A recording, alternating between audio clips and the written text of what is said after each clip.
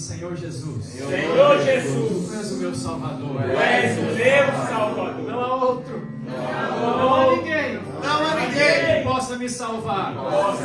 E nessa manhã, eu estou aqui para ser salvo de todos os meus temores, de todos os meus problemas. A solução está no Senhor. Eu creio, eu declaro, e eu dependo do Senhor. Eu dependo em nome de Jesus. Aleluia. Você pode aplaudir o seu Salvador. Aleluia. Pai, em nome de Jesus. Quero dizer para você, meu querido, você não precisa ter uma aula de como ser salvo. Você precisa entender que é um Deus que salvou você. E se Ele salvou você uma vez, Ele vai salvar você sempre até o final de tudo que você precisa. Quando Pedro estava afogando ali, Jesus não falou, Pedro, vou te dar um manual de como aprender a nadar. E jogou para ele. Eita! Pedro não precisava aprender a nadar. Pedro precisava que alguém puxasse ele daquela situação. Eu não estou aqui para ensinar você ou falar de técnicas que vão ajudar você a melhorar a sua vida. Eu estou aqui para falar para você que Jesus na cruz resolveu todos os seus problemas. Amém. Lá na cruz tem um Salvador. Jesus não veio aqui, o Evangelho não está aqui para melhorar a sua vida, para fazer de você uma pessoa melhor. Não é isso que é o Evangelho. Porque se tornar uma pessoa melhor, não precisa ser crente para isso. Tem gente lá fora que não conhece a Jesus, que deixa de fumar, que deixa de fazer coisas ruins, que às vezes consegue se aprumar na vida sem Cristo. Mas se ele não aceitar Jesus, ele está arrumando para o inferno.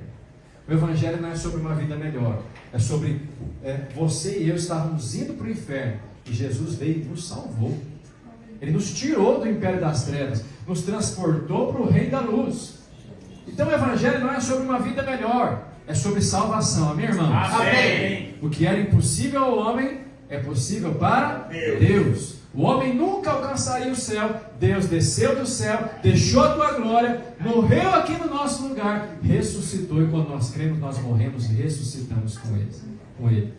Então ontem nós tivemos um batismo, foi uma bênção. Depois nós vamos chamar as irmãs para nós orarmos com elas, né? E hoje vai ser a primeira ceia delas, aleluia. Tinha muita vida de Deus, né, irmãos? E a gente batizando ali, e o pessoal na praia curioso, perguntando o que estava acontecendo.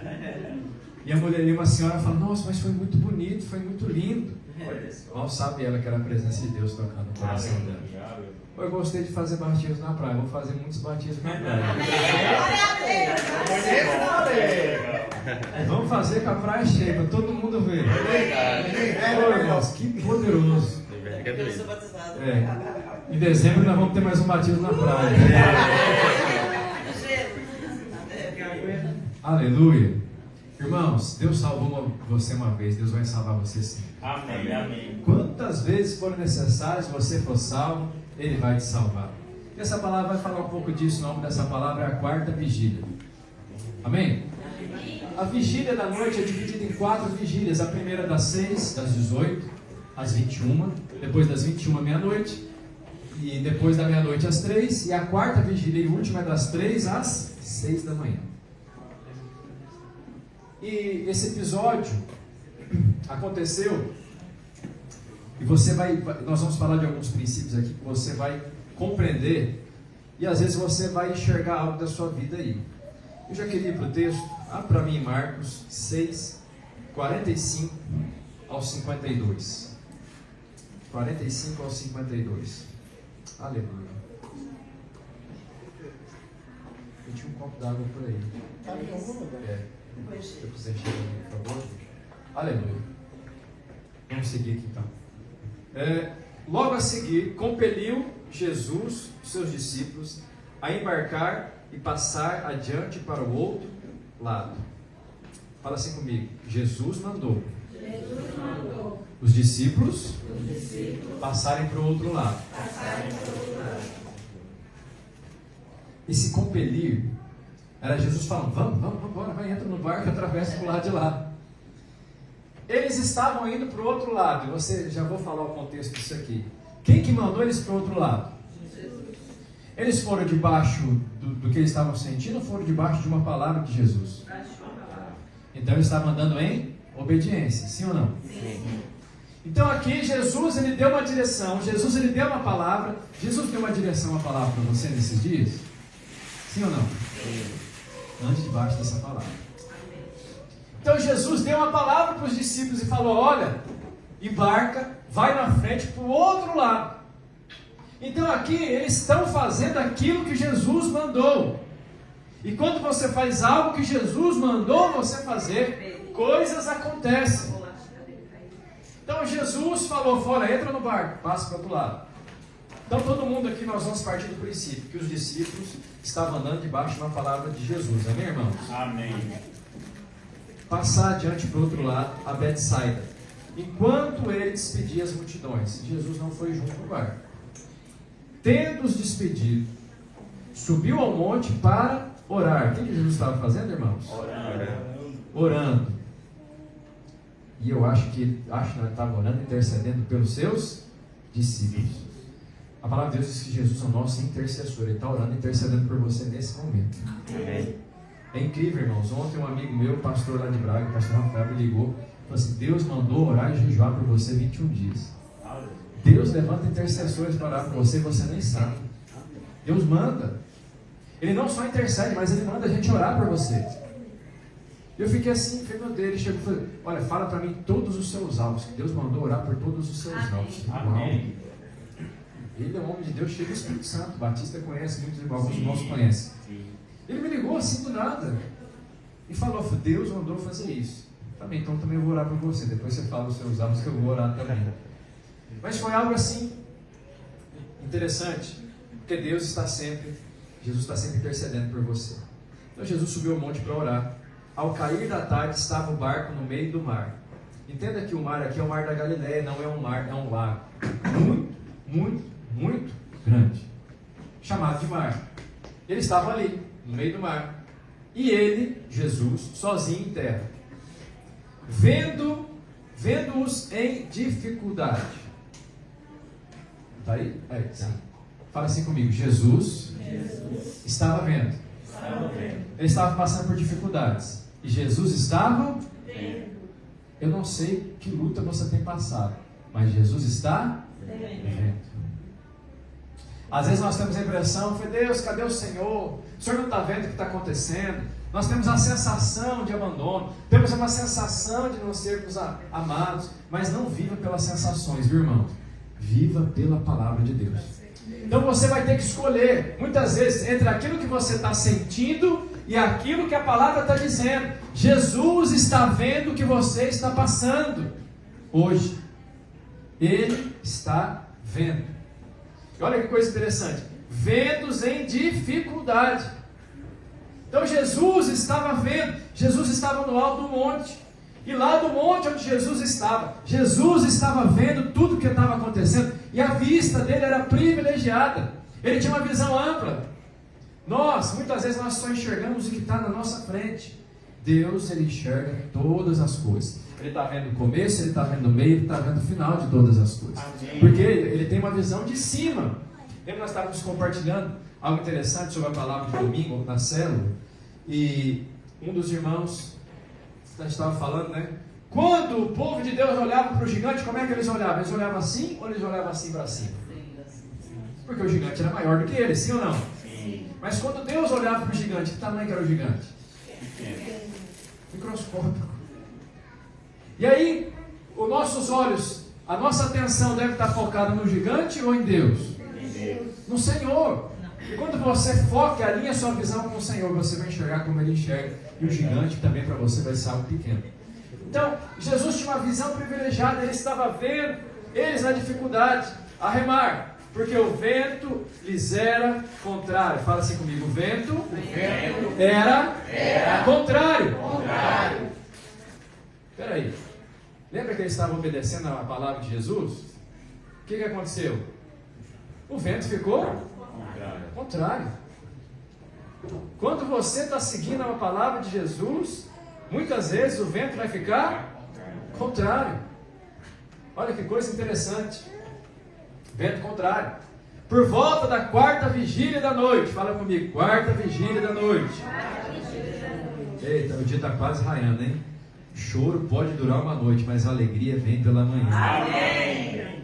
Veio ter com eles andando por sobre o mar, e queria tomar-lhes a dianteira. Eles, porém, vendo andar sobre o mar, pensaram: tá ruim, agora piorou, porque tem um fantasma andando sobre as águas. Agora tem assombração. Pensaram tratar-se de um fantasma e gritaram. Como é que você acha que eles gritaram? Desespero.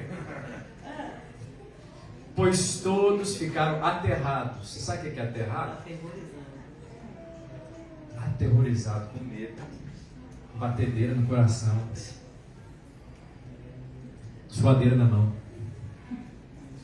Todos ficaram aterrados à vista dele, mas logo lhes falou e disse: tende bom ânimo. Essa palavra para você, viu, meu irmão? Amém. Minha irmã. Amém. Tende bom ânimo. Amém. Sou eu. Amém. Sou eu. Não temais. Então o Senhor sempre vem acalmar o nosso coração e falar para você: tem bom ânimo, sou eu que estou aqui. Eu estou vendo o que está acontecendo. Não tenha medo. Não tenha medo. No mundo tereis aflições, mas tenha bom ânimo. Eu venci o mundo. Aleluia. E subiu para o barco para estar com eles. E o vento cessou. O vento cessou. Ficaram entre si atônitos, porque não haviam compreendido o milagre dos pães. Antes, seu coração estava endurecido. Endurecido. Então eles não entendiam, ou não tinham revelação do que estava acontecendo, porque o coração estava endurecido. Endurecido. Deus criou eu e você com livre-arbítrio, sim ou não? Sim. Tem uns que escolhem umas coisas estranhas. Tem uns irmãos... Não, deixa eu falar. Eu estou pegando demais no pé dos flamenguistas ultimamente, então não vou falar mais. Esse aí é pior ainda, né? Agora, Deus criou o homem com livre-arbítrio, com livre escolha. E você tem o direito e o dever de fazer escolhas. Talvez hoje você tenha que fazer uma escolha difícil de você tomar, mas Deus vai te dar a direção. Mas nós temos que fazer escolhas. E não precisa ir muito longe para entender que o homem, o ser humano, tem dificuldade de fazer boas escolhas. Vira e mexe, fazemos escolhas precipitadas, escolhas que não são boas, escolhas que não condizem com a nossa identidade em Cristo. Fazemos escolhas. E você não precisa olhar muito longe para constatar isso. Basta olhar para a sua própria vida. Nós fizemos e às vezes fazemos escolhas que são ruins. E aí nós colhemos consequências de escolhas que são ruins. Oh Deus. Não dá para competir não. Quantas coisas nós temos escolhido por escolhas erradas que nós fizemos. Mas acredite, Deus tirou o coração de pedra e colocou um coração novo em você. E esse coração é um coração sábio que te ajuda a fazer escolha certa. Ontem, as irmãs se batizaram, escolheram se batizar. E na verdade não foi elas que escolheram Jesus, Jesus escolheu, mas elas tiveram que dar uma resposta.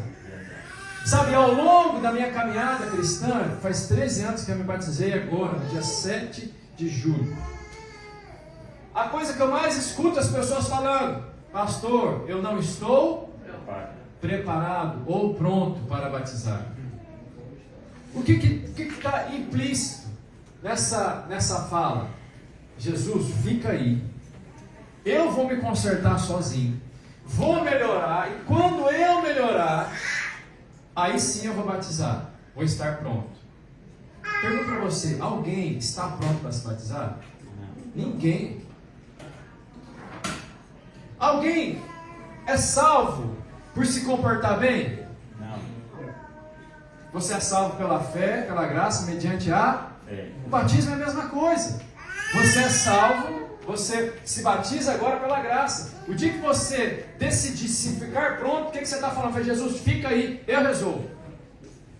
E aí o dia que eu merecer, eu vou batizar. Nunca vai merecer, nunca vai estar pronto se pensar dessa maneira. Porque você está excluindo Jesus da sua vida e tentando um auto-melhoramento. Porque foi ensinado em muitos lugares, por muitos anos, que você tem que melhorar primeiro, para depois Deus fazer algo na sua vida. Isso não é evangelho.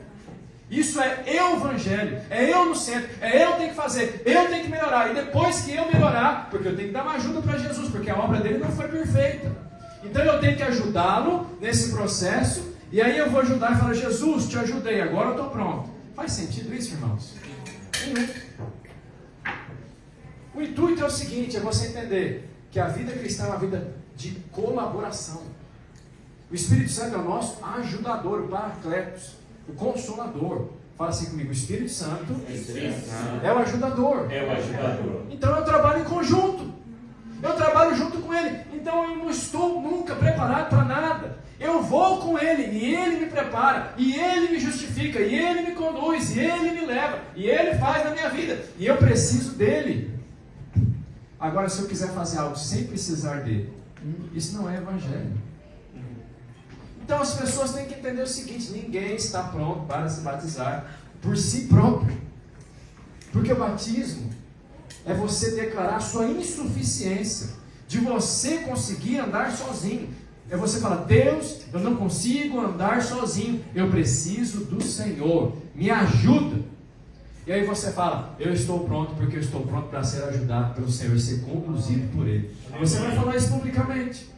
E esse falar publicamente é um testemunho que você vai dar diante das pessoas. Você vai falar: eu sou incapaz de viver sozinho, e agora eu vou viver uma vida juntamente com Deus, porque eu creio que Ele vai me guiar. Aquele que me salvou está me conduzindo às águas, aquele que vai me levantar das águas vai me conduzir à vida cristã até o final de todas as coisas. Toda honra e toda glória sejam dadas ao Senhor que me conduz. Amém? Eu quero pregar um tempo só sobre o batismo, porque tem que cair essa falácia por terra, porque infelizmente muita gente ainda acredita nisso. Mas falando em escolha certa, e qual que é a primeira escolha que você e eu temos que fazer? Fala assim comigo: ouvir o Senhor. Fala para o seu amigo do lado: ouvir o Senhor. Ouvir o Senhor. Fala para o seu amigo: ouça o Senhor. Ouça o Senhor. Quem falou que nós temos que ouvir Jesus? Fala para mim Mateus 17:5. Mateus 17:5.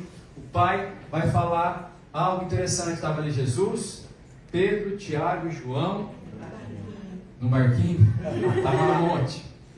Estavam ali Moisés e Elias. Jesus, Pedro, Tiago, João e Moisés, Elias e Deus Pai. Uma reunião, uma célula poderosa, sim ou não? Meu Deus do céu. E aí eles estavam ali. E aí Jesus falando com Moisés, falando com Elias, os discípulos vendo, e Pedro ali empolgado, porque Pedro era do fogo. Mas qual que era o fogo dele? Senhor, não, os irmãos, né? Tiago e João. Senhor, eles não aceitaram a tua palavra. O Senhor quer que a gente ore mandando cair fogo do céu? Eles eram fãs de Elias. E aí estava ali Elias, imagina como é que eles ficaram. A minha filha ganhou uma figurinha do Lamin e Amal agora, que a Jo deu para ela. Ela está pulando para cima e para baixo. Imagina se ele fosse bem, né?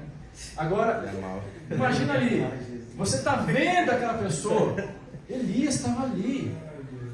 Então eles ficaram ali. Mas aí o que Deus Pai vai falar? Não é para ouvir Elias, não é para ouvir Moisés. Olha só, falava ele ainda, porque Pedro já foi na frente, foi Jesus, Senhor, quer que a gente faz uma tenda para Elias, uma tenda para Moisés, uma tenda para o Senhor. E Pedro falando, e quando ele falava ele ainda quando uma nuvem luminosa os envolveu. E eis, vindo da nuvem uma voz. Foi um cala a boca, Pedro, cala a boca.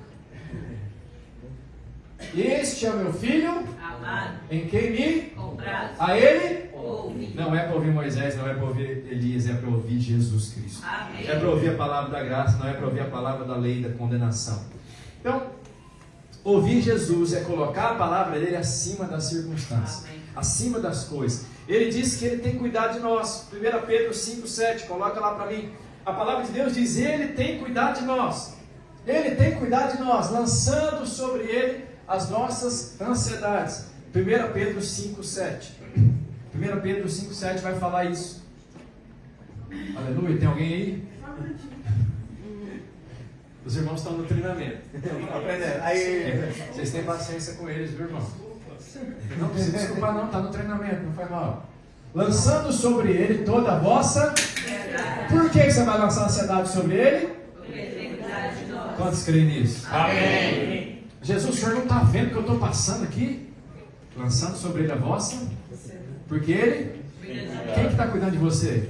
Senhor. O Deus Todo-Poderoso está cuidando de você. Pergunto para você, quem cuida melhor de você, você ou ele? Ele. Então lança sobre ele a sua ansiedade, porque ele tem cuidado de você. Mas Jesus, eu não estou vendo o seu cuidado. Aí Jesus fala, eu estou vendo você passar por dificuldade. Não se preocupe, Deus não se atrasa e Deus não chega adiantado. Deus chega na hora certa. Por que Deus chega na hora que Ele chega? Porque a hora dele talvez é diferente da minha. Eu queria que Deus fizesse as coisas do meu jeito. Até que o dia que eu comecei a entender o Evangelho. Não é Jesus que tem que ser igual ao André, o André que tem que ser igual a Jesus. Amém. Não é no tempo do André, é no tempo de Jesus. Aí eu posso bater, posso bater a perna, posso espenhar, posso fazer birra. Posso ficar bravo com todo mundo. E achar que a minha birra vai convencer o Senhor. Não vai. Não vai. Eu não estou diminuindo aquilo que nós estamos passando, porque eu também passo por luta. Mas Deus tem o tempo dele. E o tempo dele não é o seu tempo. E se o tempo de Deus, o kairos de Deus ainda não entrou na sua situação, fique tranquilo, Ele está vendo. E se Ele está vendo, Ele sabe o que é melhor para você.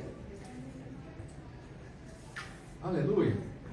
O texto que nós falamos no começo, sobre Jesus andar ali sobre as águas, e ter com os discípulos e encontrar com eles, fala de algumas coisas interessantes que aconteceram ali e algo muito poderoso. Fala do cuidado de Deus para com os seus discípulos. Deus cuida dos seus discípulos. Fala para o seu irmão, Deus está cuidando de você. Mesmo que você não esteja percebendo isso. E nos ensina algumas coisas, não vou me aprofundar muito nisso. Primeira coisa que ele ensina: Deus age no tempo certo. Segundo, novas experiências acontecem durante ou depois das tribulações. Poder do Senhor sobre o vento contrário. E por fim, o propósito eterno de Deus em tornar-se um com você e comigo. Tudo isso aconteceu durante esse episódio. Nós vamos ver algumas coisas. Qual que era o contexto dessa situação? Jesus tinha mandado os discípulos pregar de 2 em 2, irmãos, lembram? 70 discípulos enviou de 2 em 2. Como é que é? Tem uma música, né? 70 discípulos escolheu, e de 2 em 2 os enviou. E aí eles foram lá, milagres, sinais acontecendo, eles voltaram cheios de alegria, né? E aí estava aquela situação. Quando eles voltaram, Jesus falou para eles: vamos fazer o seguinte, vamos para um lugar deserto descansar, vamos ter um tempo de descanso junto, de comunhão. Só que a informação vazou, alguém contou. Quando eles estavam indo para descansar num lugar deserto, só que quando eles chegam nesse lugar deserto, estava cheio de gente, havia uma multidão esperando eles. Eles foram lá para descansar, para ter um tempo, Jesus e os 12. Mas a informação que Jesus ia para lá chegou primeiro. Quando chegaram lá, tinha uma multidão muito grande. E Jesus teve compaixão, começou a ministrar, começou a orar, curar os enfermos. Mas teve um momento interessante que teve uma multiplicação de pães e de peixes. Né? Teve aquela situação, tinha muita gente, e aí os discípulos: Jesus, despede o povo porque está ficando tarde, não tem padaria aqui para comprar pão. Para esse pessoal, fala: dei vocês de comer para eles. E aí ele fala: mas como? Eu não tenho dinheiro para fazer isso. E aí chega um menino, dá aqueles 5 pães, 2 peixinhos, os irmãos lembram disso? Amém. E ali um grande poder de Deus na multiplicação. Jesus, ele não faz uma grande oração, ele só agradece, porque a gratidão tem poder de multiplicar aquilo que Deus coloca na sua mão. E aí no final do dia, o milagre da multiplicação, quando Jesus terminou, o que ele falou para os discípulos? Entre no barco, vão na frente para Betsaida, que fica do outro lado. Então lá eles iam descansar. Eles estavam indo para um lugar de descanso, porque era o propósito inicial de Jesus. Eles queriam descansar, não conseguiram. E aí os discípulos entraram, seguiram aquilo que Jesus falou. E aí Jesus foi orar, foi no monte orar, estava lá. Já devia ser muito tarde da noite quando eles saíram de lá. E Jesus foi para o monte orar. E aí começou uma tempestade. Eu quero falar dos ventos contrários. Alguém já passou por experiência de vento contrário aqui?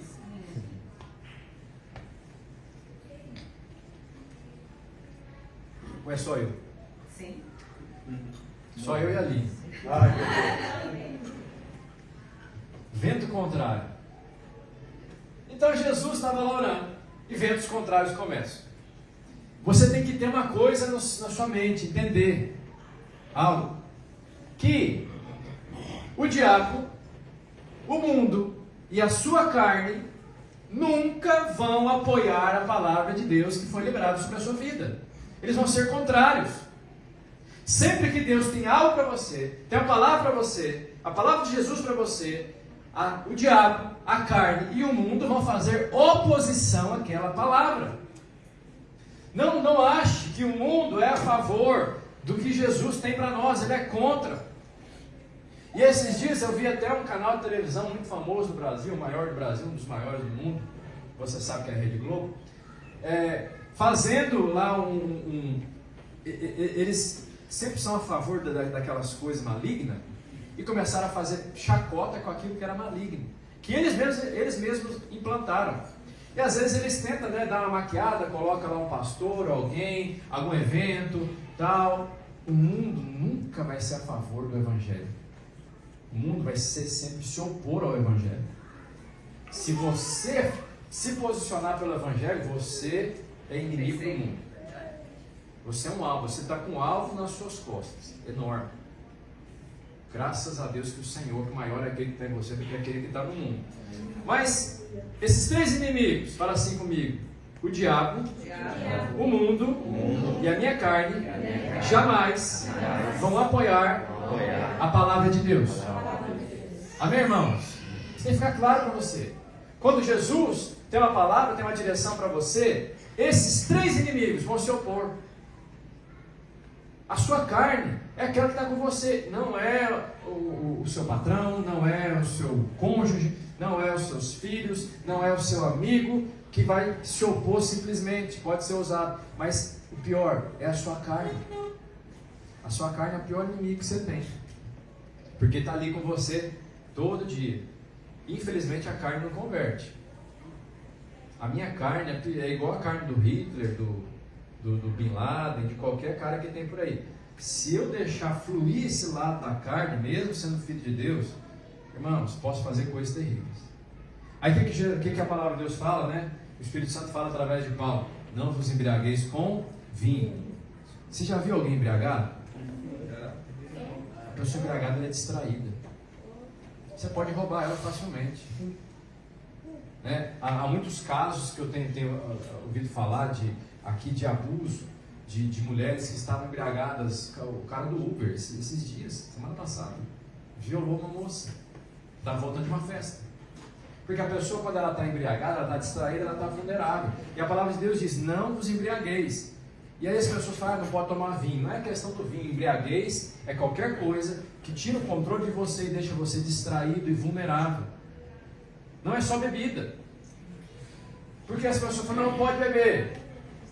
Mas aí está embriagada com internet, está embriagada com outras coisas, está embriagada com um monte de coisa. Então a palavra de Deus fala: não vos embriagueis, não ande distraído. Fala para o seu irmão: acorda aí, não fica distraído não.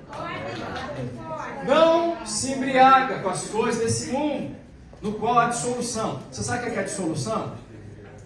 Algo que é dissolvido, que é destruído, que é diluído. Eu tinha o costume de comprar suco de caixinha, de manga, e eu diluía com água. Aí um dia eu vi o meu pastor pregando assim, fora, pastor Rogério: irmãos, você já foi na casa daquela pessoa que é mão de vaca, que é miserável? Até o suco dela é diluído. Eu falei: meu Deus do céu. Nunca mais eu diluí o suco. Eu falei: isso não é para mim. Eu vou tomar um suco concentrado. Se for na minha casa, até o suco de laranja eu não coloco água mais. Amém.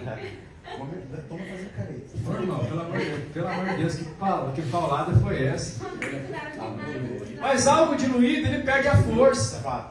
Algo diluído perde o sabor, perde o gosto, perde o poder. Então muitas vezes o poder de Deus ele pode ser diluído na sua vida porque você está distraído. Não é que falta poder, falta foco. Não é que falta fluir da unção, falta direcionamento. Não é que falta mover de Deus, falta você olhar para a direção certa. E quando você olha para a direção certa, você fica cheio do Espírito Santo, e cheio do Espírito Santo falando. Aleluia! Amém? Então crente calado é crente diluído. É verdade, pastor. Inventei agora. Está diluído. É crente. É homem e mulher de Deus, filho de Deus, amado de Deus, mas está diluído com outras coisas.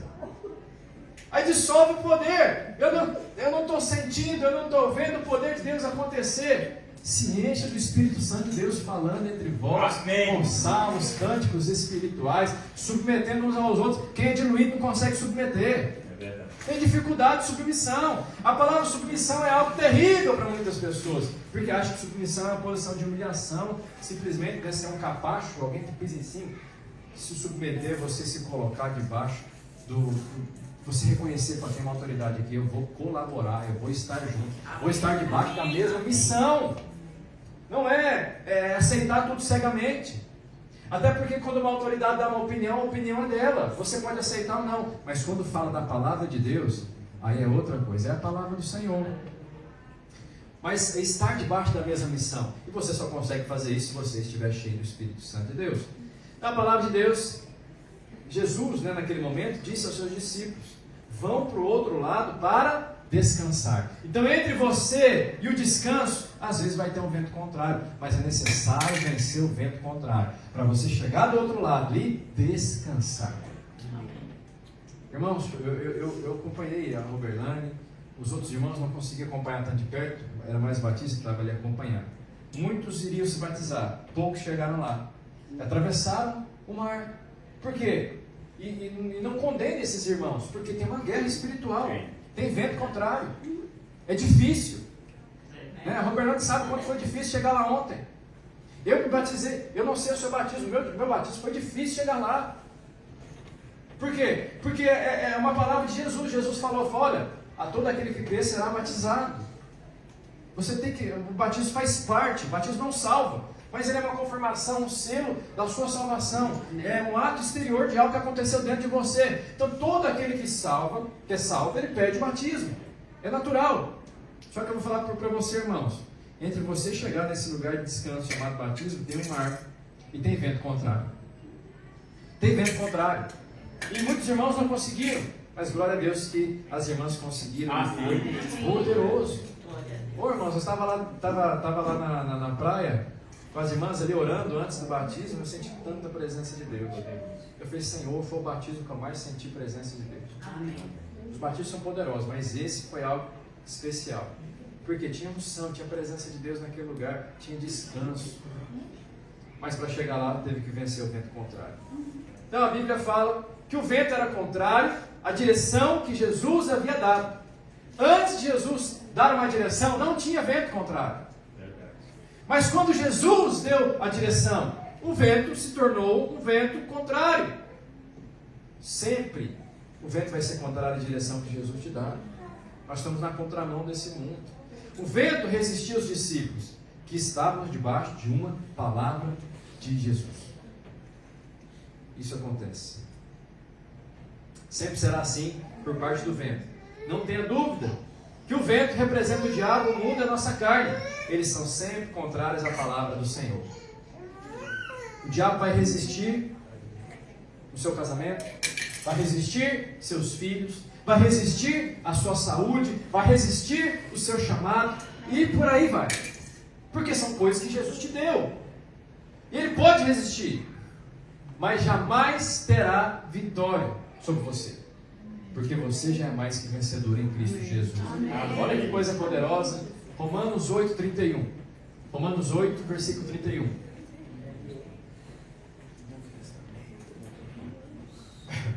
Romanos 8, 31. Aleluia.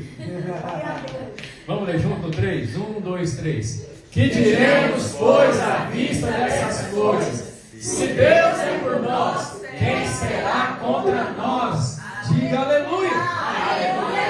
Se Deus é por você, quem será contra você? Se Deus é por nós, quem será contra nós? Pode vir um inferno, os capeta montado nos outros capeta para cima de você. Deus é por você. O inferno todo pode se levantar contra uma palavra de Deus sobre a sua vida. Deus é por você. Se Deus é por você, quem será contra você? É Deus quem me justifica. Se Ele não poupou o seu próprio Filho, não nos dará juntamente com Ele todas as outras coisas. Aleluia. Jesus sempre acompanha você. Jesus, Ele nunca fala para você fazer algo e larga você sozinho para fazer aquilo. Deus, quando tira você de um lugar e vai levar você para o outro, Ele vai junto com você. E Ele mostra a direção. Deus não larga você. Quando Deus tirou o povo do Egito, Deus simplesmente não só tirou. Deus tirou e falou, vocês vão para um lugar que manda leite e mel, para a terra prometida, para Canaã. Então quando Deus tira você, Ele direciona para onde você tem que ir. E Deus tirou o povo. E Deus foi junto com o povo. Ele se manifestava numa nuvem durante o dia e no coluna de fogo durante a noite. Porque Ele estava junto. Às vezes nós nos sentimos sozinhos. Às vezes nós nos sentimos abandonados. Às vezes nós temos a visão do profeta. O profeta vai lá e entra na caverna. E fala o quê? Estou sozinho. Todo mundo desviou. Todo mundo quer me matar. Só sobrou eu. E agora, Jesus? Coitadinho de mim, eu estou sozinho aqui, ninguém me ajuda, ninguém me entende, ninguém me compreende. Essa era a visão do profeta da caverna. Mas a caverna é um lugar escuro, limitado. E o que Deus fala para o profeta, para Elias? Sai da caverna. Sai da caverna.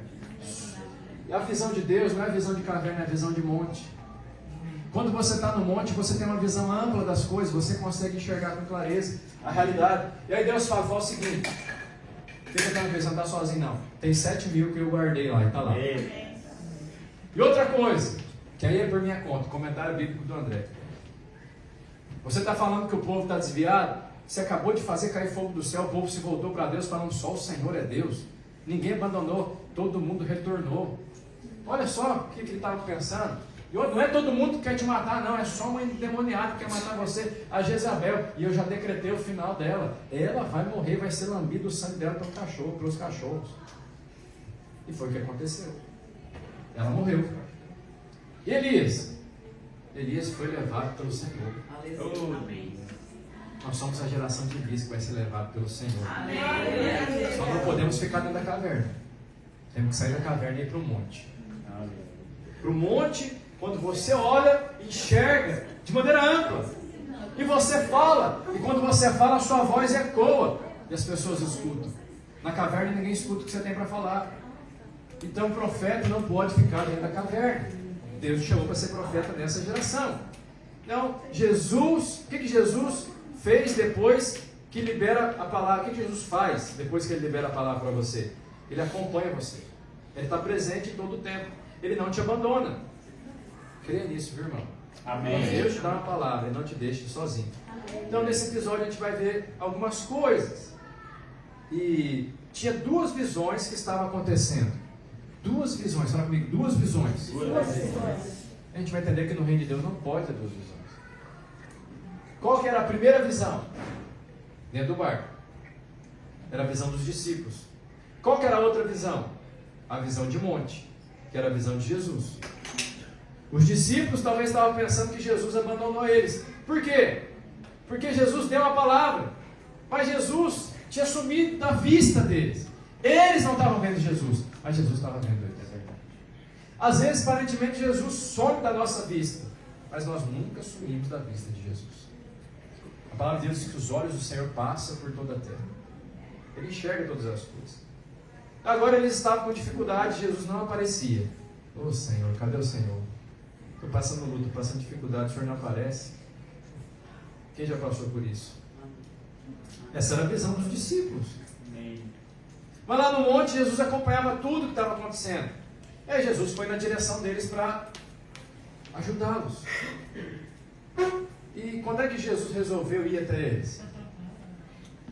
Quando, irmãos? Alguém falou certo. Na quarta? Por que Jesus não foi na primeira vigília? Por que ele não foi na segunda vigília?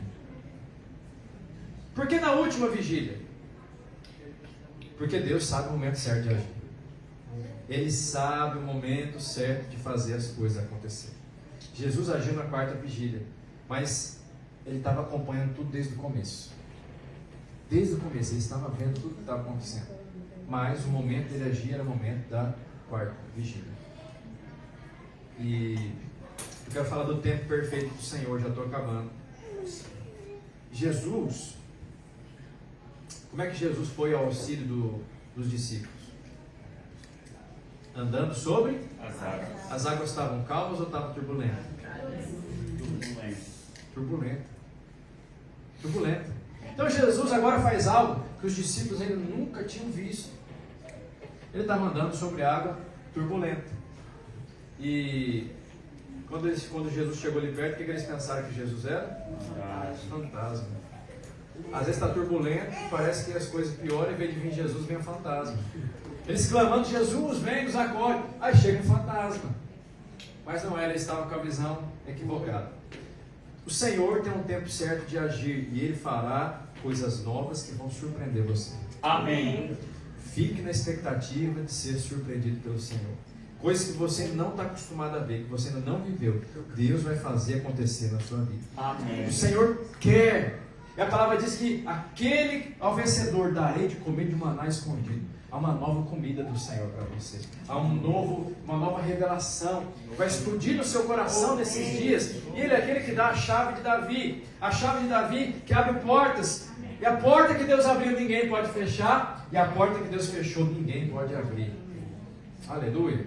A porta não se abre com força, se abre com chave. Deus vai entregar chaves para você abrir. Amém. Aleluia. Ele vai colocar nas nossas mãos flecha da vitória. Aleluia. Flecha da vitória. Ele sempre está presente intercedendo a nosso favor. Então não tem vento contrário que vai parar você. Por quê? Deus é Senhor sobre os ventos. Tem uma canção que fala sobre a tempestade. Tu és rei. O Senhor vai acalmar o vento.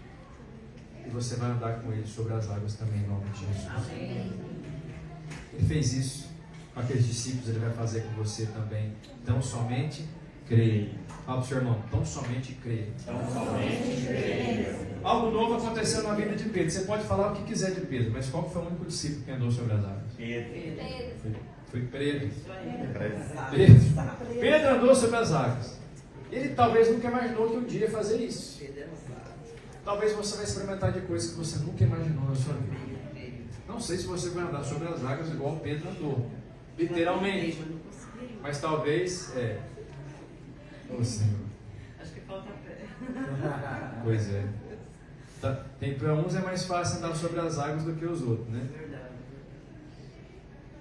E quando que ele andou sobre as águas? Quando que ele teve essa experiência extraordinária? Quando estava tudo tranquilo? Não. Ou quando estava tudo turbulento? Tudo turbulento.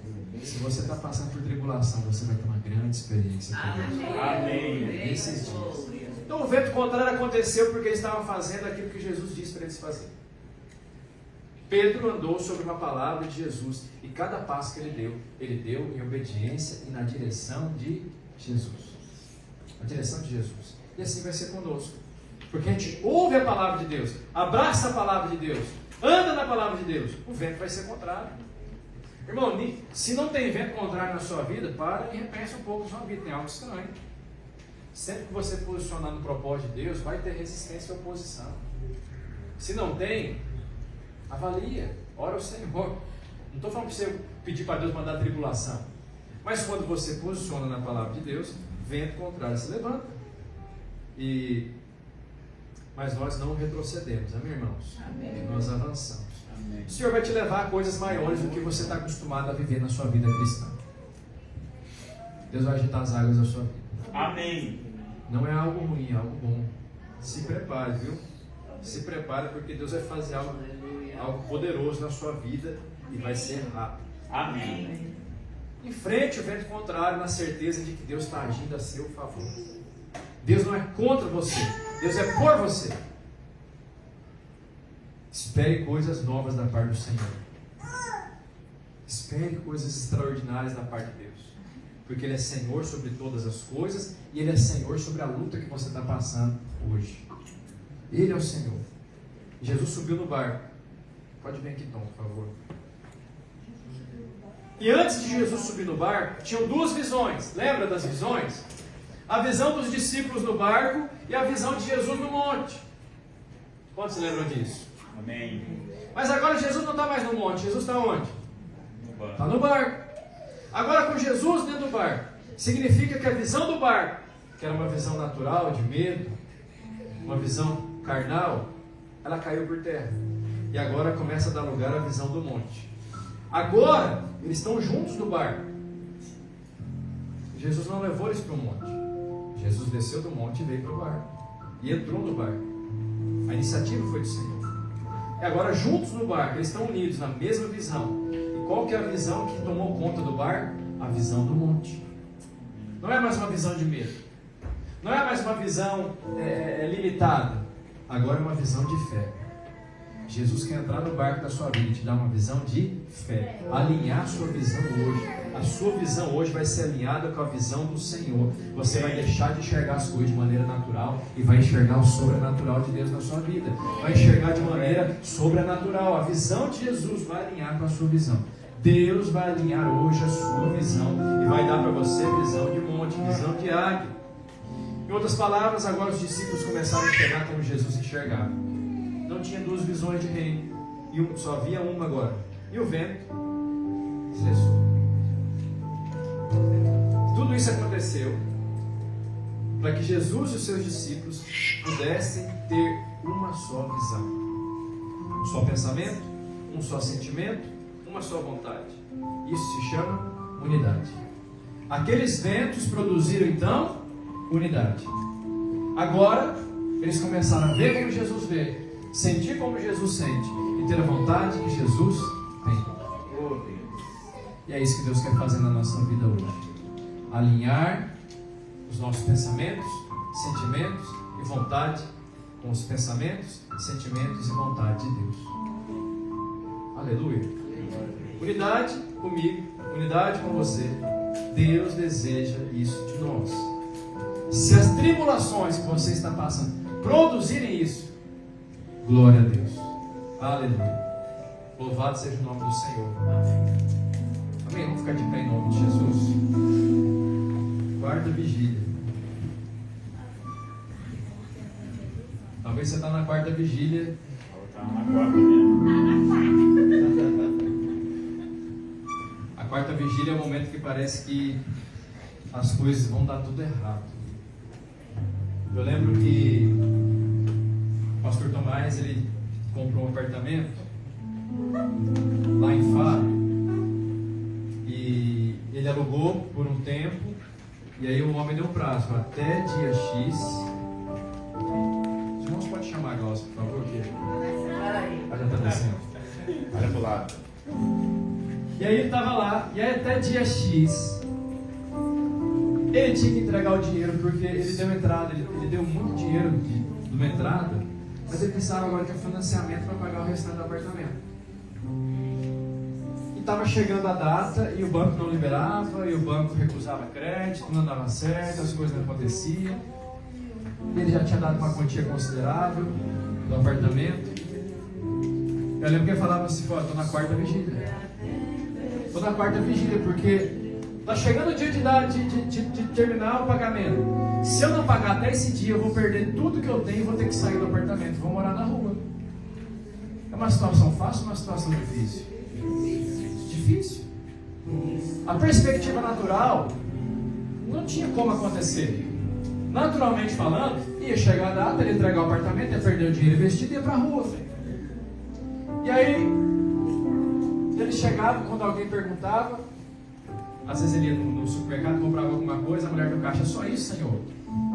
Estou precisando de 100 mil euros. Às vezes perguntava: pastor, está tudo bem, precisa de alguma coisa? Preciso de 100 mil euros. Ele ficava bem, preciso disso, e orava. Eu lembro que ele estava na quarta vigília.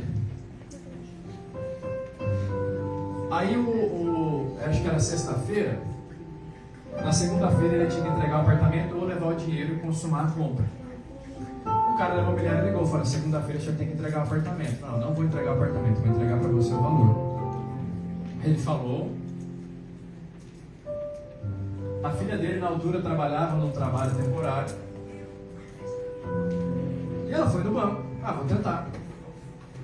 E foi. Chegou segunda-feira, o dia de entregar o apartamento. Aí o homem ligou para ele e falou: olha, estou indo aí à tarde, estou indo aí agora para pegar o apartamento. Ele falou: não, vem à tarde, que à tarde eu vou te dar o dinheiro. Mas ele não tinha nada. Está na quarta vigília.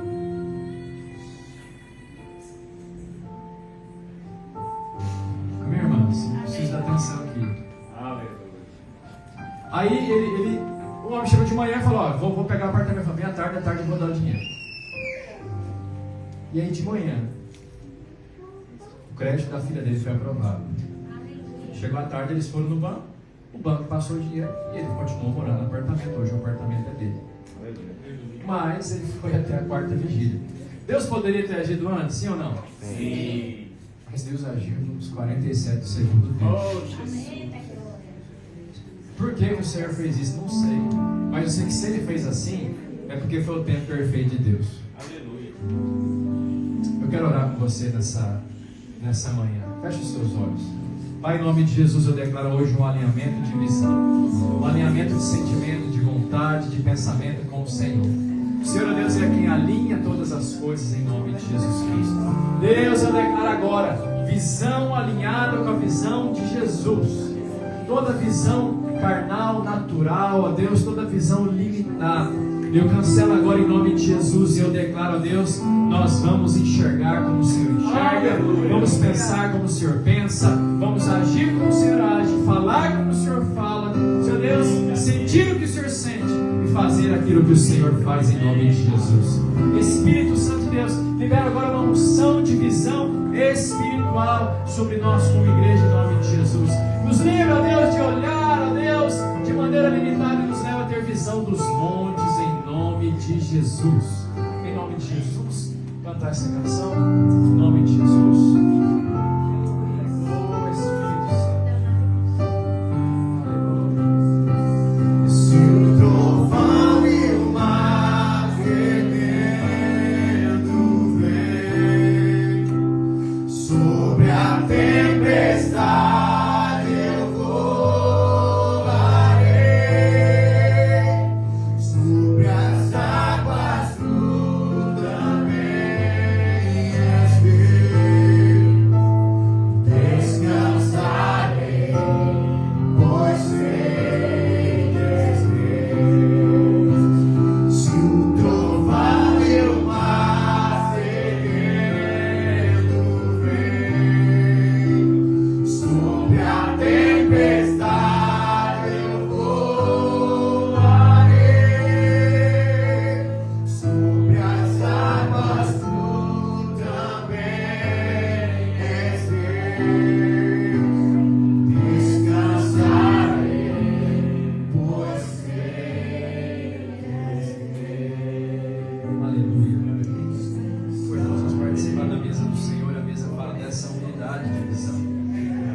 toma da mesa e você está compartilhando com o Senhor daquilo que é dele. É um privilégio, irmãos, Deus compartilhar com a gente aquilo que Ele está fazendo. Amém? Eu queria chamar as duas irmãs que se batizaram ontem, a Maria Gabriela e a Roberlane. Aleluia, nós vamos orar por elas em nome de Jesus. Glória a Deus. Pode vir aqui em cima. Aleluia. Glória a Deus. Amém. Batista, vem cá. Nós vamos orar aqui pelas nossas irmãs. Eu queria que você estendesse a sua mão e liberasse a palavra de bênção sobre a vida delas em nome do Senhor Jesus. Amém? Porque o Senhor tem algo poderoso para fazer para nós. Batismo foi um passo importante, foi o próximo nível daquilo que o Senhor tem para fazer na vida delas. E pela unção que o Senhor liberou ontem no dia do batismo, eu creio que Deus tem algo poderoso para fazer através da vida dessas irmãs. Amém. Amém. Libera uma palavra de bênção, Pai.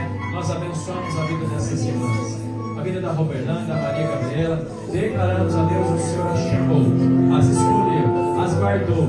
Seu Deus tem sustentado. O Senhor é quem sustenta, o Senhor é quem salva, o Senhor é quem a Deus tem salvado todos os dias para um propósito. E o teu propósito vai se cumprir na vida das nossas irmãs em nome do Senhor Jesus. Nós declaramos graça para caminhar na presença do Senhor, favor e fortalecimento para Deus fazer aquilo que o Senhor tem chamado para seguir a tua palavra. E mesmo que vento contrário se levante, elas vão permanecer firmes no Senhor, porque o Senhor é com elas em nome do Senhor Jesus. Deus, que a visão delas esteja alinhada com a visão do Senhor, que elas possam enxergar o sobrenatural de Deus em nome de Jesus. Amém. Pode ser.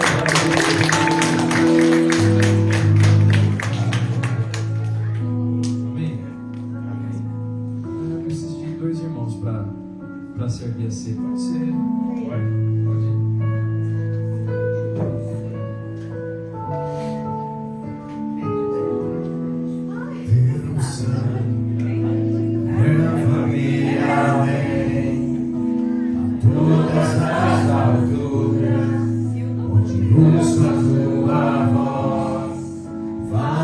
Tua justiça pela minha vida, Jesus recebe o sangue.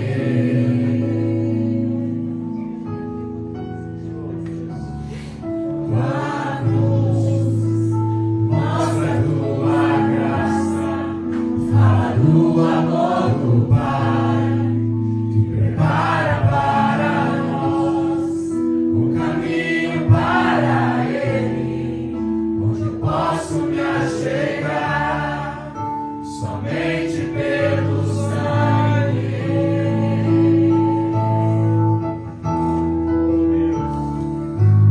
Que nos lava dos pecados, que nos traz restauração. Nada além do sangue, nada além do sangue de Jesus.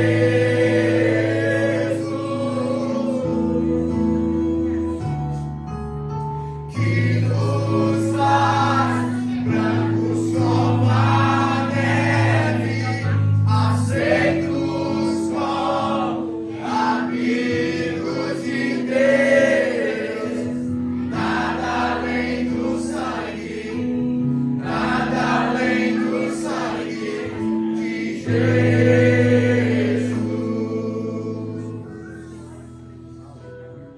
Aleluia. Todos pegaram a elemento da ceia. Não falta ninguém. Levanta o seu pão. Nós vamos agora consagrar ao Senhor. Pai, em nome de Jesus, nós consagramos esse pão e declaramos que ele é o símbolo do teu corpo que foi moído, picado na cruz do Calvário. Deus, o Senhor é o trigo que caiu na terra e deu muito fruto. Nós somos frutos do Senhor. E muitos frutos hão de vir, porque o Senhor foi moído na cruz do Calvário, foi despedaçado na cruz do Calvário. Senhor Deus, a ira de Deus, o fogo de Deus foi sobre o Senhor naquela cruz, e o castigo que nos traz a paz estava sobre ti, para que hoje nós possamos viver em paz. Nós cremos, a Deus, que lá na cruz o teu corpo levou todas as nossas enfermidades. E quando nós comemos do pão, comemos saúde para nós. Saúde física, saúde emocional e fortalecimento espiritual. E declarando que nós somos um só corpo em Cristo Jesus. Levanta o seu cálice. Pai, nós declaramos, esse é o cálice da nova e eterna aliança, que fala do sangue que foi derramado em favor dos nossos pecados. Passado, presente e futuro, foi tudo lavado e perdoado pelo sangue do Cordeiro. Deus, obrigado pelo teu sangue que faz a gente se aproximar do Senhor.